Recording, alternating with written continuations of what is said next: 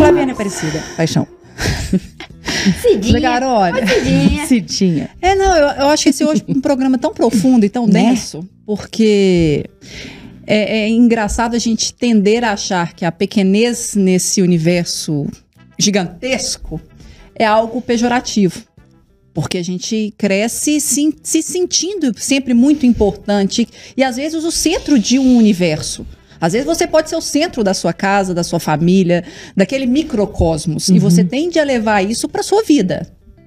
Então, quando você fala assim, o poder da sua insignificância, aquilo pega tão profundo, apesar de ser tão importante para a gente entender que a gente não é tudo, o mundo não gira ao nosso redor, que isso que mexe com a gente. Porque acho que a gente tende a confundir essa insignificância e se você faz uma comparação com o contexto global, nós somos nesses bilhões, quase 8, nesse planeta Terra, da coisa pejorativa, da pequenez do pejorativo. E é isso, nós não estamos falando de valores, mas de compreensões que somos um grão nessa grandiosidade, nesse universo, nessa terra, nesse trem gigante.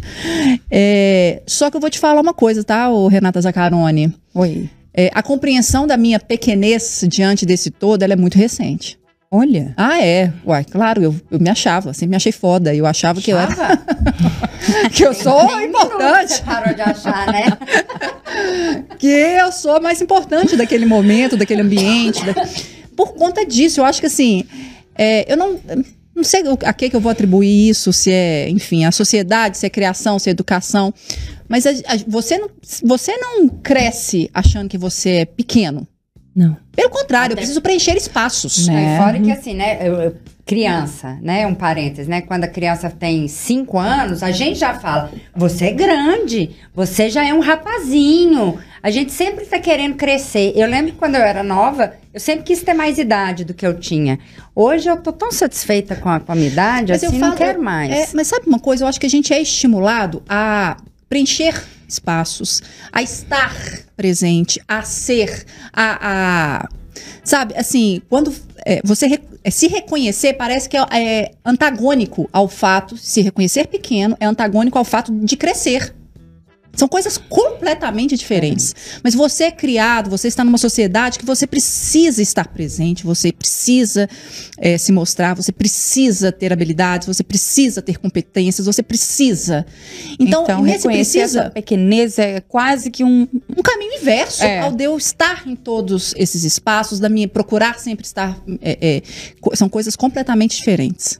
Mas eu não sei se a gente... discute sobre isso. Pelo contrário, a gente estimula. É meu rei, é minha rainha, é minha princesa, meu príncipe, é o dono do reino, sabe? Aquelas coisas, é sempre muito grande. A gente e eu acho que inclusive na criação de filhos, a gente às vezes estimula isso também. Sabe? Você é o dono do meu coração, você é a pessoa mais importante da minha vida, você é a minha vida. Você é a minha vida. E é isso mesmo. Nossa, e a gente fala mesmo. Você é a minha vida. Não falem isso, por favor, pros filhos. Ai, parei hoje. Parando. Você é tudo pra mim. Então, às vezes, inclusive isso, você atribui essa grandeza a outra pessoa. Então, você admitir essa pequenez nessa outra pessoa que você, desde sempre, desde o nascimento dela, você fala... reforça a grandiosidade dela pra você, é contraditório. Por mais importante que seja. Não sei se é contraditório, não. Eu acho que Como é que você explica pra ela que ela é insignificante, depois de tanta importância que você atribuiu a ela na sua vida? Eu falei que eu ia pegar números aqui no começo, só falando números. Vamos lá. A gente mora numa cidade, Belo Horizonte, que tem 2.722.000 pessoas. Você é o quê? Nada. Você é 1. No Brasil, temos 215.300.000 habitantes. Somos menores ainda. No mundo, 7.951 bilhões de pessoas.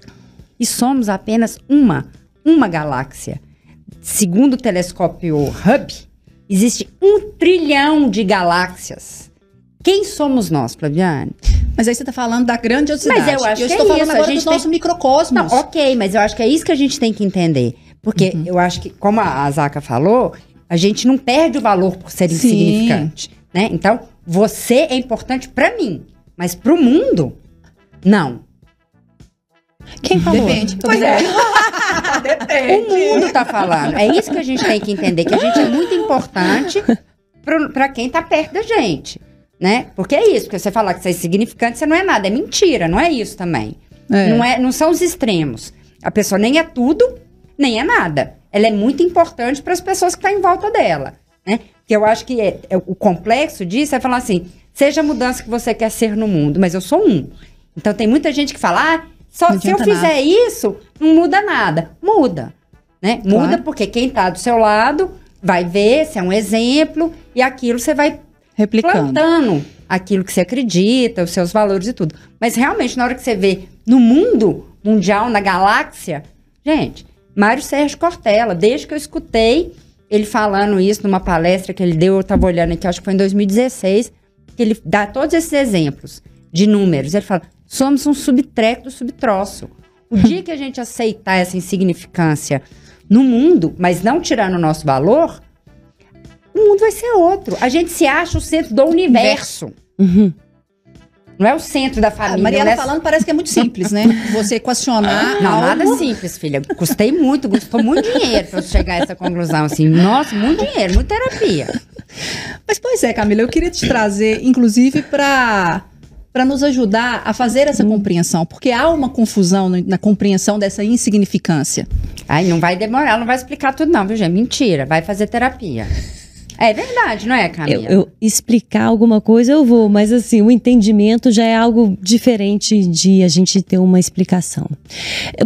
Vocês trouxeram pontos super importantes e eu queria levar até a nossa conversa, começar ela por um outro lado, que é o seguinte, quando nasce uma criança, quando nasce um bebê, ele não se reconhece como sendo um eu dentro dele. Então alguém tem que dizer a ele que ele é um sujeito. E a gente diz isso ao longo do início da vida, até ao ponto que essa criança começa a dizer dela na terceira pessoa, né? Pedro tá com fome, até que ele muda e começa a falar, eu estou com fome. Essa mudança de Pedro está com fome para eu estou com fome, ela parece minúscula, mas ela é enorme, porque ali começou então o reconhecimento de um eu. Então, da existência de um eu dentro de um corpo. E esse corpo me pertence, eu chamo isso tudo de eu. Mas os pais, além de conseguir introjetar naquela criança que existe ali, né, naquele corpo um eu, ela precisa ao mesmo tempo introjetar para aquela criança que existe o outro. Então, né, as crianças passam do egocentrismo para reconhecer a alteridade, que é o reconhecimento da existência do outro. Então a gente começa desde pequeno, tudo gira ao meu redor, da criança pequenininha, né? Só que ela não pode, aí os pais vão no parquinho, levam a criança e ela não pode ir lá e pegar o brinquedo da outra porque ela quer. Então aí começa o esforço de fazê-lo reconhecer que existe um outro. Então você pode querer o brinquedo, mas você não pode ir lá e pegar o brinquedo. Mas por que não? Eu quero. Então a gente passa dali e fala, olha, o outro pode sentir o mesmo que você. Bom, isso, nós vamos passar vários anos introjetando isso. Então o nascimento do eu, ele acontece junto com o nascimento da existência do outro. E como que a gente cria esse eu? Eu também crio falando assim, mas você vai sair com essa roupa? Vamos pensar, todo mundo ao seu redor está vestido com o uniforme da escola. Então você tem que estar vestido adequado com o que os outros estão vestidos, né? Aí a pessoa vai cortar o cabelo, às vezes a mãe não quer que corte o cabelo daquele jeito, que pinte o cabelo, fala, meu filho, pensa bem, o que as outras pessoas vão pensar quando te virem na rua assim? Então a gente tem que usar o cabelo de uma certa forma, ou vestir um certo tipo de roupa, aí vai dependendo da sociedade onde cada indivíduo está inserido. Mas existe a existência desse outro, que é um sujeito completamente abstrato na nossa vida. Então a gente é ensinado, mas o que eu quero dizer assim, que a gente é ensinado e é positivo, porque só a existência do outro é que permite a existência do eu. Uhum. É um papo bem filosófico, na verdade, né? Meio complexo, mas a gente vai reforçando isso. E na medida que eu vou falando, olha, pensa nos outros, o que os outros vão pensar de você? Você vai construindo o seu eu. Você vai construindo o seu eu. Ali eu consigo transmitir valores e comportamentos. E isso segue. Só que aí isso segue, como você estava dizendo mais cedo, né? Isso segue, isso vai ganhando uma dimensão tão grande que eu, como adolescente adulta, que já tenho meu eu construído, começo a balizar os meus comportamentos a partir do que o outro vai pensar e o que o outro vai dizer a meu respeito. E aí a insignificância entra nesse ponto. Eu preciso ter liberdade de pensar e de agir, sabendo que a minha vida, a minha decisão, agora eu como adulta, com o eu já formado, não vai impactar como eu imagino na vida do outro. Então esse reconhecimento de ser insignificante, se o outro está pouco ligando, se o seu cabelo é verde ou rosa. Depois que a gente está numa vida adulta, que a sua constituição como sujeito já está inserida, seus valores já estão ali. Se estiver ligando, azar é da pessoa. Azar é da pessoa. Porque eu só sou importantíssima dentro do meu universo individual. Aí eu sou muito importante para mim.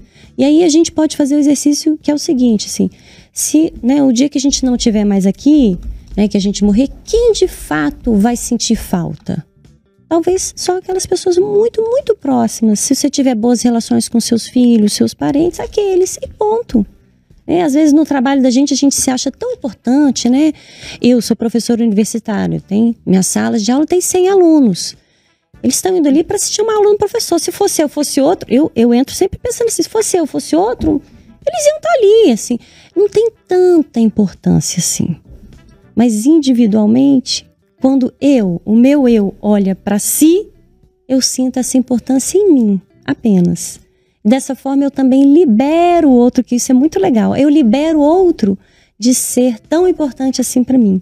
Ele pode também ser livre para fazer os comportamentos que ele gosta, que ele quer. A gente sempre vai levar em consideração os direitos, né? Sem infringir os direitos dos outros. Mas dessa forma a gente pode viver, caminhar nessa vida de forma mais leve, tanto eu como o outro. E é porque eu pensei aqui agora que eu acho que muitas dessas questões, lá vou eu julgar a responsabilidade, assim, né? Porque eu fico pensando no tanto que a gente é crítico com a gente mesmo, né? E o tanto que a gente transmite isso para os filhos de alguma forma, né? Principalmente com as diferenças de gerações que vem, né? Eu fico pensando, tem vezes que eu olho umas pessoas na televisão que assim, cheio de piercing na cara. E quando eu falo cheio, é cheio mesmo, entendeu? Um cara que eu vi ali que ganhou, tá no Guinness, da pessoa que mais se transformou. Ele mudou a cor do olho, ele pôs aquele chifre na cabeça. Mudou o nome, inclusive, Diabão? Exato, o tal do Diabão. Gente, eu olhei para aquilo, eu só fico pensando assim, gente, meu pai ia ter um infarto se eu chegasse em casa desse jeito. Assim, meu pai me proibiu de fazer tatuagem quando eu fiz a primeira. Hoje eu tenho 15, né? E ele não deixou de gostar de mim por causa disso. Né? Então, assim, eu fico vendo que como que a gente traz umas coisas de história, de preconceito mesmo, né? Se eu pintar meu cabelo de rosa, não posso porque é infantil. Quem falou isso? De onde que a gente tira essas coisas? Vem do pai, vem da cultura... De onde que vem isso? Desse outro aí, né, não? Vem desse Mas não momento. É só um outro, né? É vários. Esse outro é um outro social, que a gente diz, que está muito representado nas figuras de autoridade do pai e da mãe. Independente se a família é heteroafetiva, monoparental ou homoafetiva. Né? Existem ali figuras de autoridade, que são os pais... Às vezes um professor da escola, às vezes um avô, uma avó, não são muitas, mas existem essas figuras de autoridade que, dependendo da sua idade cronológica, elas carregam 100 anos atrás delas de conceitos, de críticas, não pode isso, não pode aquilo. E essas coisas são transmitidas pra gente